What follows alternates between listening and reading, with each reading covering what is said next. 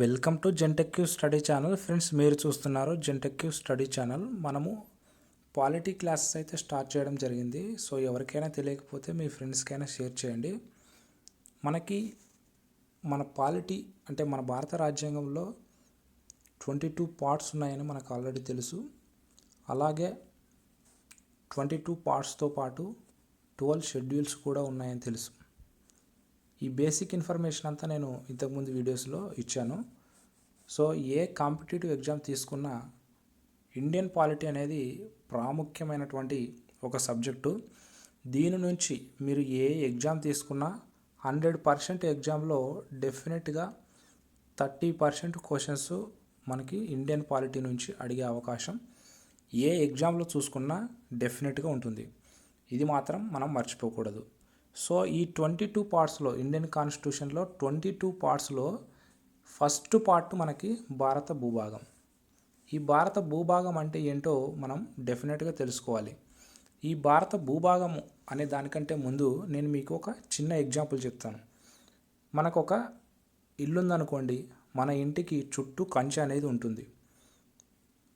చుట్టూ ఒక కంచెను మనం ఏర్పాటు చేసుకున్నటువంటి మాదిరిగానే మన భారత భూభాగానికి కూడా చుట్టూ పరిధి లేదా కంచె అంటాము. సో ఆ పరిధి అనేది ఉంది. ఆ పరిధినే మనము భారత భూభాగం యొక్క పరిధి అంటాం. దాన్ని భారత భూభాగం అని పిలుస్తాం. ఇది ఖచ్చితంగా మీరు గుర్తుపెట్టుకోవాలి.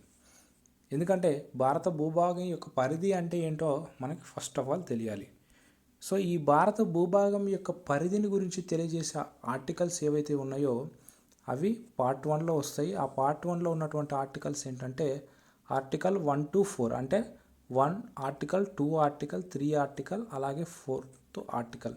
సో ఈ 4 ఆర్టికల్స్ మొత్తం భారత భూభాగానికి సంబంధించినటువంటి విషయాలను తెలియజేస్తాయి. ఇవి భారత భూభాగం సంబంధించినటువంటి విషయాలను తెలియజేస్తాయి కాబట్టి పార్ట్ 1కి అంటే భారత రాజ్యాంగంలో ఉన్నటువంటి పార్ట్ 1కి భారత భూభాగం అనే పేరు పెట్టడం జరిగింది. ఇవి ఆర్టికల్ వైజ్గా మనం చూస్తే ఆర్టికల్ 1 అనేది ఏం తెలియజేస్తుందంటే ఆర్టికల్ 1 అనేది ఇక్కడ మనం చూడొచ్చు.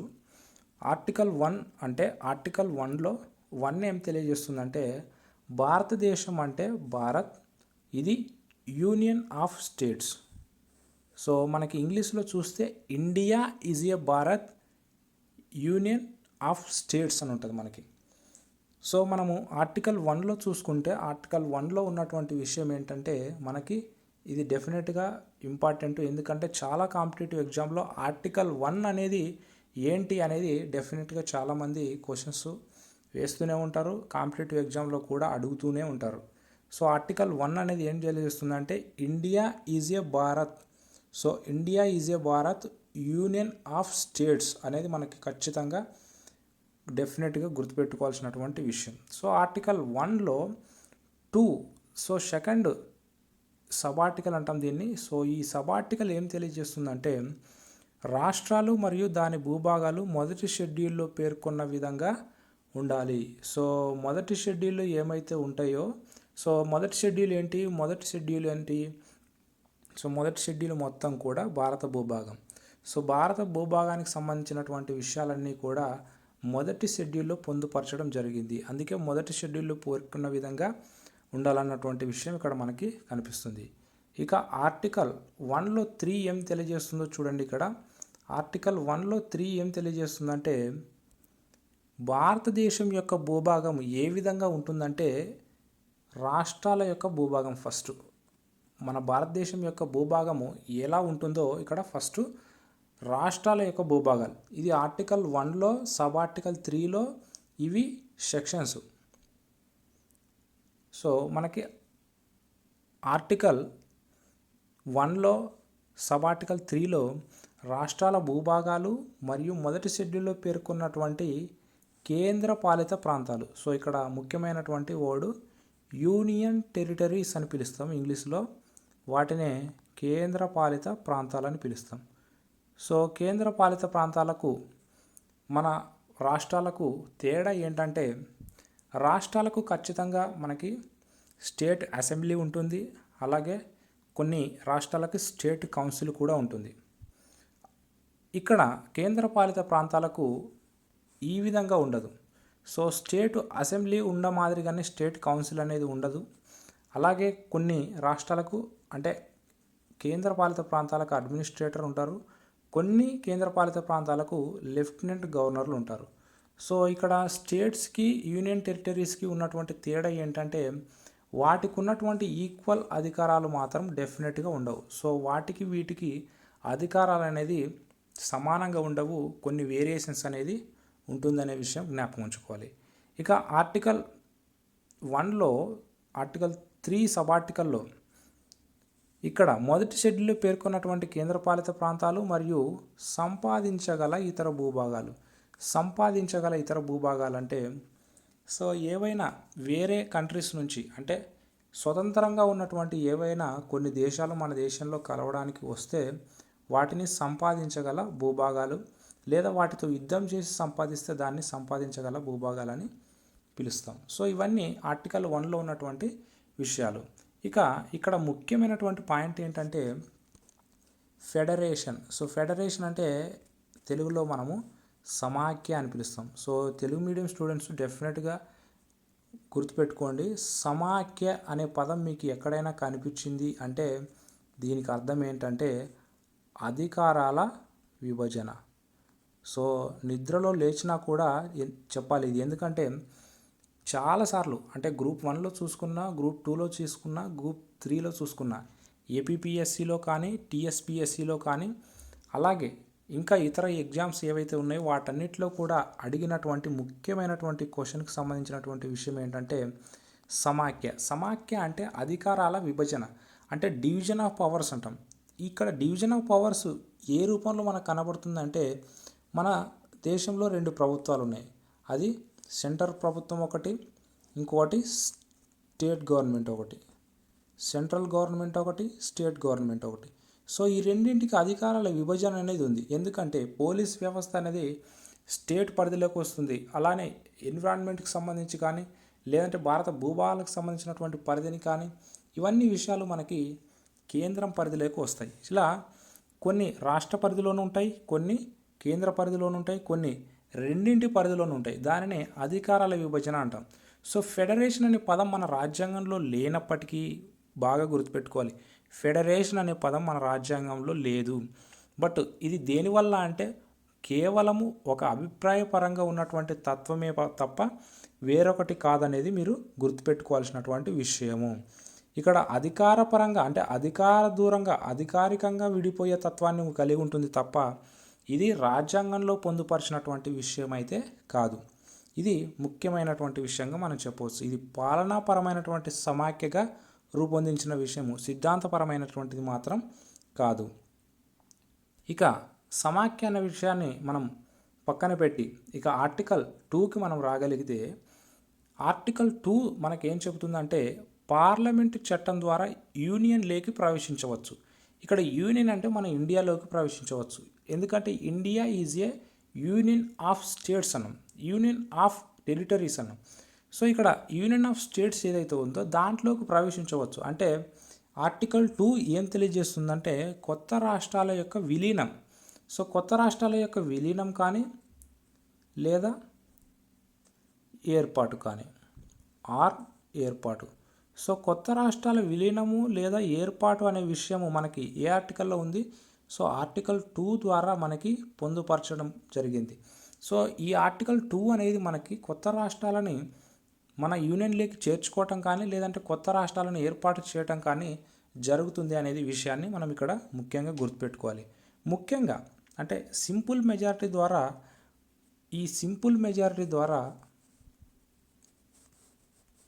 మన రాజ్యాంగంలో ఉన్నటువంటి పొందుపరిచినటువంటి విషయాల పరంగా ఈ సింపుల్ మెజారిటీ అంటే పార్లమెంటులో ఉన్నటువంటి సింపుల్ మెజారిటీ ద్వారా మనకి పార్లమెంట్ అనే విషయాన్ని నేను ఇక్కడ చెప్తున్నాను, ఇప్పుడు ఈ పాయింట్ చెప్తున్నాను.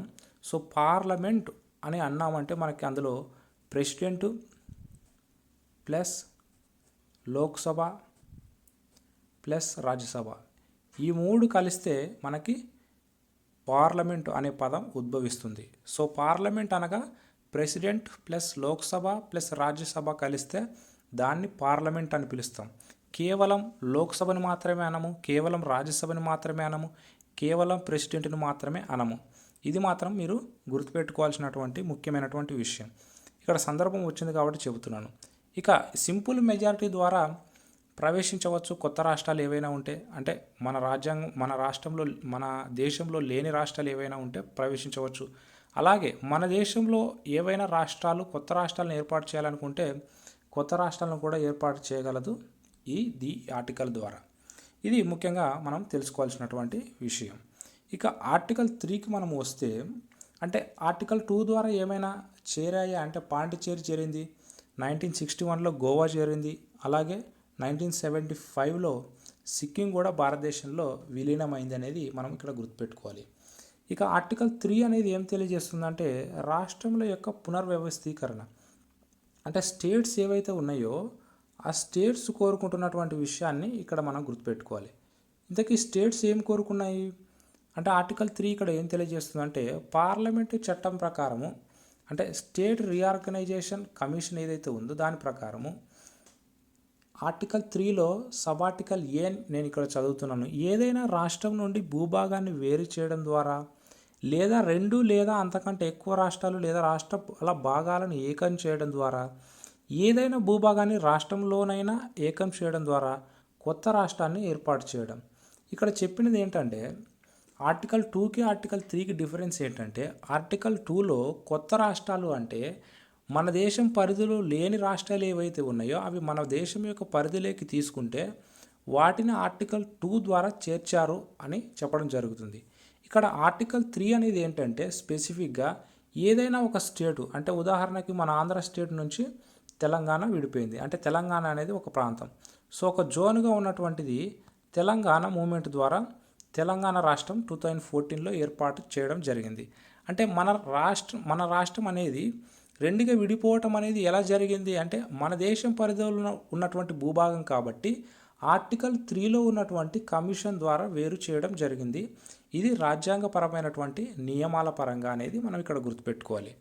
సో ఇక్కడ మనం ఆర్టికల్ 3లో ఉన్నటువంటి ముఖ్యమైనటువంటి విషయం ఏంటంటే సో కొత్త రాష్ట్రాలను ఏర్పాటు చేయడం కానీ లేదంటే ఒకటి లేదా అంతకంటే ఎక్కువ రాష్ట్రాలను కలపడం కానీ ఇది చేస్తుంది. అలాగే ఏదైనా రాష్ట్రం యొక్క విస్తీర్ణాన్ని పెంచడం, అంటే ప్రామాణికంగా తన విస్తీర్ణాన్ని వైశాల్యాన్ని కానీ విస్తీర్ణాన్ని కానీ లేదంటే కొన్ని పట్టణాలను కలపడం కానీ కొన్ని జిల్లాలను ఇంకొక రాష్ట్రంలో కలపడం కానీ చేస్తూ ఉంటుంది మన భారతదేశం.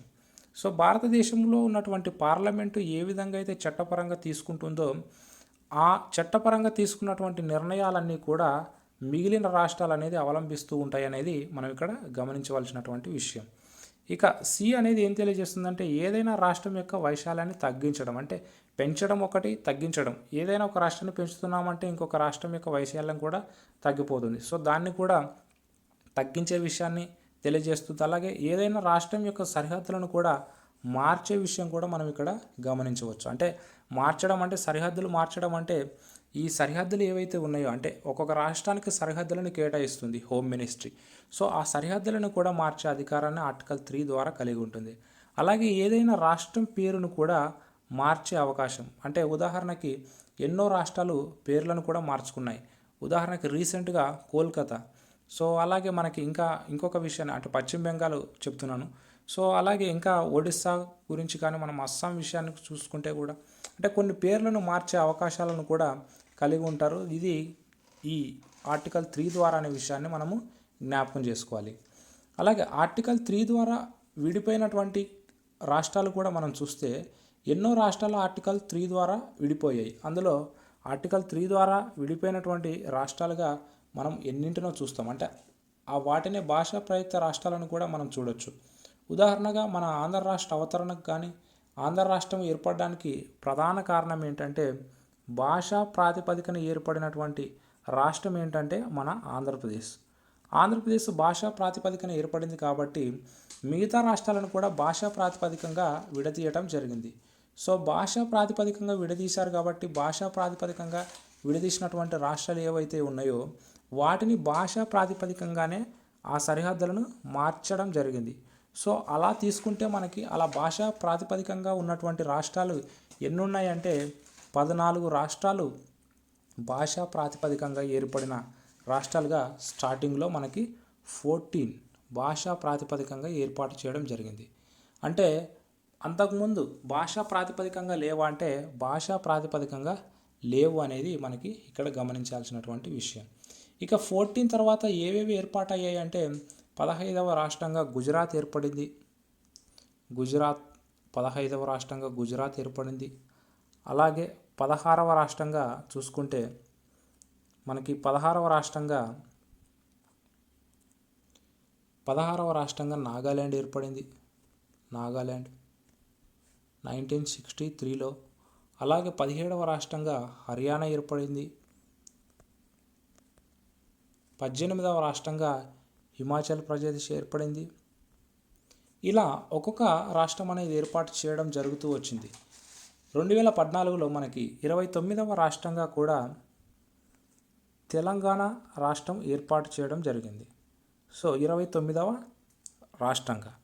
ఇక మనకి 2019లో జరిగినటువంటి విషయాలను కానీ 2020లో జరిగినటువంటి సందర్భాలను కానీ మనం గుర్తు చేసుకుంటే వీటన్నిటిని బట్టి మనం ఒకవేళ కొన్ని అఫీషియల్గా వచ్చినటువంటి నిర్ణయాలు 2020లో కానీ అఫీషియల్గా వచ్చినటువంటి సందర్భాలు 2019లో కానీ ఉన్నటువంటి సందర్భాలను గుర్తు చేసుకుంటే 29 రాష్ట్రాలుగా ఉన్నటువంటి మన భారతదేశం 28 రాష్ట్రాలుగా మారిపోయింది. 7 కేంద్రపాలిత ప్రాంతాలుగా ఉన్నటువంటి మన రాష్ట్రం మన దేశం 7 నుంచి 9 కేంద్రపాలిత ప్రాంతాలుగా మన దేశం విడిపోవటం జరిగింది. ఇంతకీ ఆ విడిపోయినటువంటి రాష్ట్రం ఏది మనకందరికీ తెలుసు, జమ్మూ అండ్ కాశ్మీర్. సో జమ్మూగా అండ్ లడఖ్గా 2 యూనియన్ టెరిటరీస్గా మారిపోయినటువంటి సందర్భం మనకు తెలుసు. ఇది రాజ్యాంగపరమైనటువంటి చట్టాల పరంగానే తీసుకున్నటువంటి నిర్ణయాలు. సో ఇవి అఫీషియల్గా కొన్ని 2019లో వచ్చాయి. 2020లో కొన్ని అఫీషియల్ నిర్ణయాలు కూడా తీసుకోవటం జరిగింది. ఇవి మనం గుర్తుపెట్టుకోవాల్సినటువంటి ముఖ్యమైనటువంటి సంగతులు. ఇక రీసెంట్గా జమ్మూకి సంబంధించినటువంటి విషయాలు ఏవైతే ఉన్నాయో వాటిని కూడా మీరు గుర్తుపెట్టుకోవాల్సినటువంటి అవసరం అయితే ఎంతైనా ఉంటుంది. అవి కరెంట్ అఫైర్స్ పరంగా మనకి క్వశ్చన్స్ అడిగే అవకాశం ఉంటుంది కాబట్టి కరెంట్ అఫైర్స్ పరంగానే మనం వాటిని ప్రిపరేషన్ అవ్వాల్సినటువంటి అవసరం ఉంటుంది. ఇక రాజ్యాంగ సవరణలకు సంబంధించినటువంటి విషయంలో ముఖ్యంగా 69వ రాజ్యాంగం అనేది ఇక్కడ మనకి ఇంపార్టెంట్. సో 69th యొక్క కాన్స్టిట్యూషనల్ అమెండ్మెంట్ అనేది ఏం తెలియజేస్తుందంటే national capital territory of India. So national capital, so మన దేశ రాజ్యాంగం పరంగా మనకి నేషనల్ క్యాపిటల్ అనేది ఒకటి ఉంది. ఏంటి, మన దేశ రాజధాని ఒకటి ఉంది, అదే ఢిల్లీ అని పిలుస్తాం, దాన్ని న్యూఢిల్లీ అని పిలుస్తాం. సో ఈ న్యూఢిల్లీ ఏదైతే ఉందో దీన్ని national capital territory of Delhi అనడానికి మనకి ఏ రాజ్యాంగ సవరణ ద్వారా చేర్చడం జరిగింది అంటే 69th కాన్స్టిట్యూషనల్ అమెండ్మెంట్ యాక్ట్ ద్వారా. ఓకే, ఇక ఆర్టికల్ 4 అనేది ఏం తెలియజేస్తుందంటే ఆర్టికల్ 4 అనేది ఆర్టికల్ 2, ఆర్టికల్ 3లో సూచించబడినటువంటి ఏవైతే నిబంధనలు ఉన్నాయో వాటిని ఖచ్చితంగా 1వ షెడ్యూల్ మరియు 4వ షెడ్యూల్ను కూడా సవరించాలి. అంటే ఆర్టికల్ 2ను 3ను ఒకవేళ సవరిస్తే డెఫినెట్గా షెడ్యూల్ 1 కానీ షెడ్యూల్ 4ను కానీ ఖచ్చితంగా అమెండ్ చేయాలి. సో అమెండ్మెంట్ అంటే ఇక్కడ సవరించటం. సో అమెండ్ చేయాలంటే ఖచ్చితంగా సవరించాలనేది ఈ నిబంధన మనకి కనిపిస్తున్నటువంటి విషయం. ఇక జోనల్ కౌన్సిల్స్ కూడా ఆర్టికల్ 4 ప్రకారం జోనల్ కౌన్సిల్స్ కూడా ఉన్నాయి. సో ఈ జోనల్ కౌన్సిల్స్ అనేటివి ఎప్పుడు అంటే 7వ రాజ్యాంగ సవరణ ద్వారా 1956 ప్రకారం భారతదేశంలో భారత పార్లమెంటు 5 జోనల్ కౌన్సిల్గా కూడా ఏర్పాటు చేయడం జరిగింది. సో ఆ జోనల్ కౌన్సిల్స్ ఏంటంటే 5 జోనల్ కౌన్సిల్స్. సో మనకి డెఫినెట్గా ఇది కూడా క్వశ్చన్ చాలా ఎగ్జామ్స్లో అడగడం జరిగింది. సో ఎన్ని జోనల్ కౌన్సిల్గా చేయడం జరిగిందంటే 5 జోనల్ కౌన్సిల్స్గా చేయడం జరిగింది. అది 1956 ప్రకారం. ఆ జోనల్ కౌన్సిల్స్ ఏంటి అంటే ఉత్తర ప్రాంతీయ మండలము, అలాగే మధ్య ప్రాంతీయ మండలము, తూర్పు ప్రాంతీయ మండలము, పశ్చిమ ప్రాంతీయ మండలము, దక్షిణ ప్రాంతీయ మండలము.